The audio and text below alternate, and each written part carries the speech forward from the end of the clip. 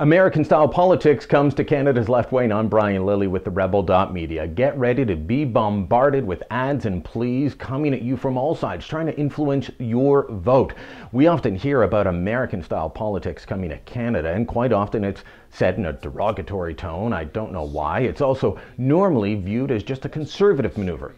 But this year, all the parties and non-party political operations are picking up tips from south of the border. Party fundraising and what parties can spend is just part of the equation, part of what we're going to see in the 2015 general election.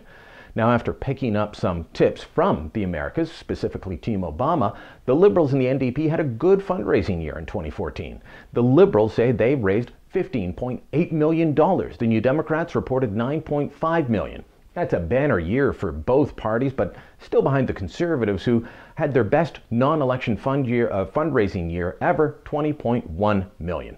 All the parties are going to have a full war chest. They're still getting their last payments of the per-vote subsidy, and they're going to raise even more between now and the October election. Trust me, they flood inboxes across the country every day with pleas for more cash.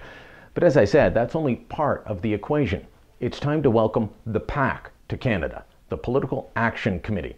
It's been a minor fascination in Ottawa media circles since the Manning Conference, when Tom Flanagan, the long-ago Conservative Party worker, mused about Conservatives having to step up to the plate, Conservative-minded businesses having to pony up if the Conservatives were going to level the playing field with unions and other left-wing groups. Well, those comments left New Democrat MP Charlie Angus fuming about American-style politics and the Koch Brothers coming to Canada. You know, the millionaire Koch Brothers, billionaire Koch Brothers, and other right-wing elements can put all this money into trying to jerry-rig public opinion, and that through their advertisements. So I find it fascinating that Flanagan would be making the claim that Conservatives are somehow being failed in fundraising when that's all they do.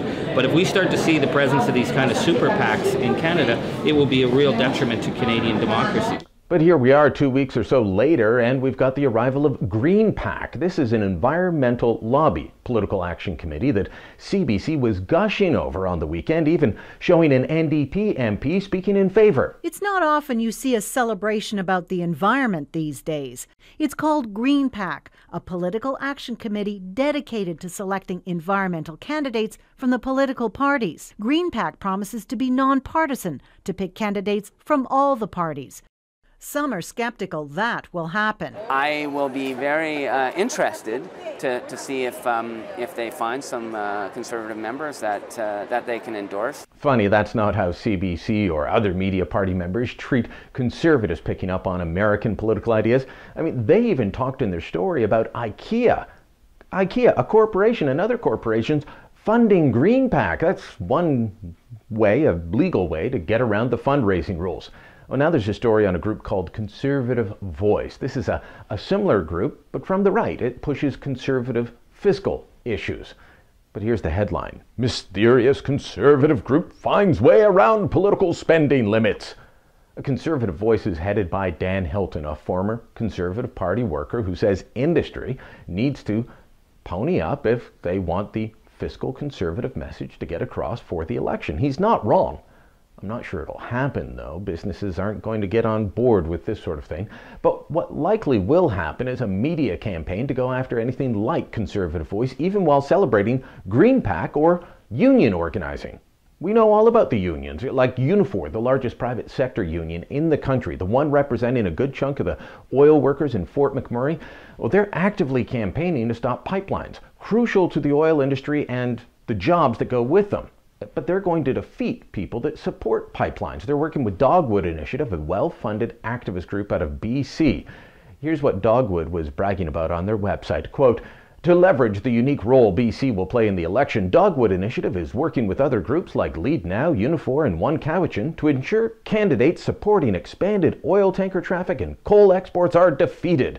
We've divvied up the swing ridings with Dogwood teams overseeing sophisticated voter education and get-out-the-vote campaigns in targeted ridings on Vancouver Island, the Lower Mainland, and the interior." Dogwood initiates that they've already trained 1,000 organizers, volunteers, and this is straight out of Obama's Organizing for America playbook. The unions themselves, the Canadian Labour Congress, they have all said that they're going to be involved in aggressive and expensive pushes to change the vote come October. And in decidedly partisan media outlets like Press Progress, a division of the Broadbent Institute, Rabble.ca, the well-funded by left-wing union website, and well, you can see conservatives are just going to have an uphill battle. That's without taking into account the coverage they get from most of the media. But what's clear in all of this, but what you won't hear from the other media outlets, is that this intervention of American-style politics, always seen as a negative, this year, just in time for the fall election, it's coming from the left.